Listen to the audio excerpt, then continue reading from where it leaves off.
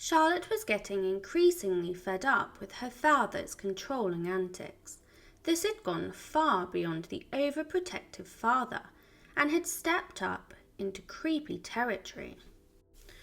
She never took it laying down, just like her mother never did, and she had to find more inventive ways to snub her father in public in an attempt to embarrass him. Please continue to support my channel by subscribing. When Prince George turned against his previous political allies, the Whigs, Charlotte made sure to attend the opera, where she purposely positioned herself at the front of her box and blew very pointed kisses at the leader in the audience. As Charlotte spent hours in her palace prisons, she started her most unpleasant rebellion yet. She fell in love with a man named George Fitzclarence, and the romance had a scandalous backstory.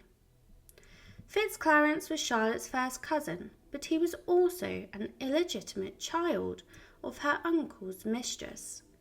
It wasn't long before her young crush joined a regiment and left her behind, but instead of sitting around moping with lovesickness, she turned her attention instead to another scandalous man. This time she set her sights on Charles Hesse, another illegitimate son of another one of her uncles.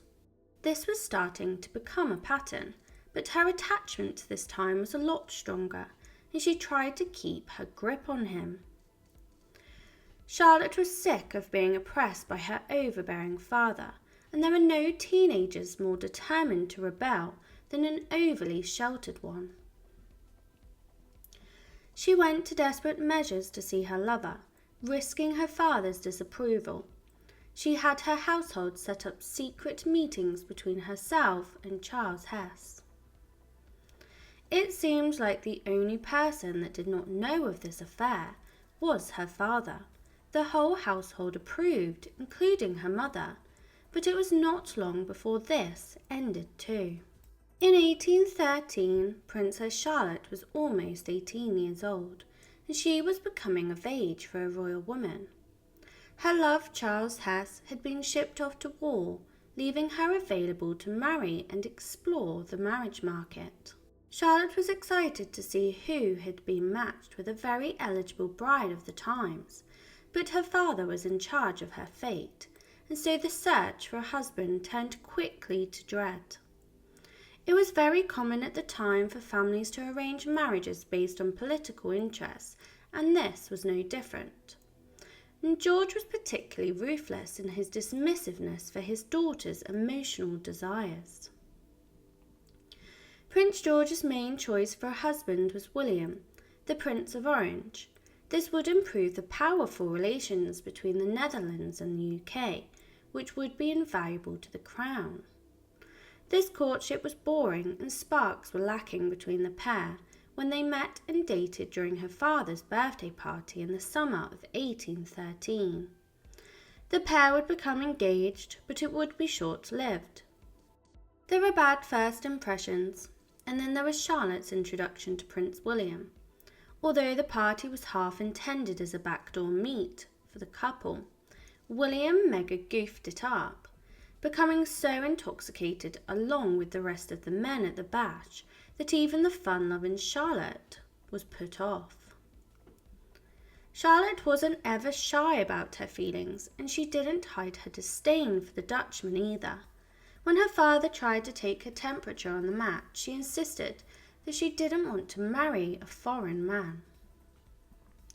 Fearing her father's insistence, she stalled for time, writing that I cannot quit this country, and threatening that if she did marry William, she would never accompany him back home.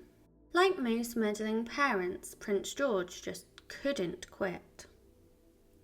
On December the 12th, 1813, he arranged for another meeting between Charlotte and the Prince of Orange at a dinner party, hoping that the second time would be the charm. As soon as the soiree wrapped up, George then asked Charlotte if she'd reconsider her position. But this was a trap. When her father asked her thoughts this time round, Charlotte gave a bland, non-committal response, saying it wasn't so bad. These vague words had intense consequences, and George, obviously not a very good listener, took them to mean full speed ahead, Dad. Delighted at Charlotte's acceptance, he called in the Prince of Orange right there and then and told him the good news. And this was to be a disaster. Although she was trapped in a completely ill-advised engagement, Charlotte went one step further and actually signed a preliminary marriage contract to the Prince of Orange, making it that much more of a reality.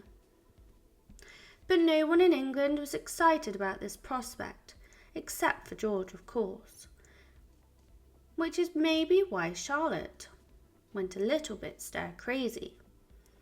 Even as the ink was still drying on her contract to the Prince of Orange, Princess Charlotte was hiding a double life. In the intervening months, the flirtatious girl had developed a massive crush on a Prussian prince, either a Prince Augustus or a Prince Frederick. She also happily invited gentlemen up to her room for private discussions. Indeed, one Prince Leopold of Saxe-Coburg-Saalfeld had nearly spent an hour in her apartment after they hit it off at a party. And then, like clockwork, her future marriage crashed and burned. Join me in part 3 to learn of why she scandalously called off the engagement to the Prince of Orange and caused an international stir. Please continue to support my channel by subscribing. Please comment, like and subscribe if you wish for more stories, and leave your suggestions below and I will endeavour to cover them.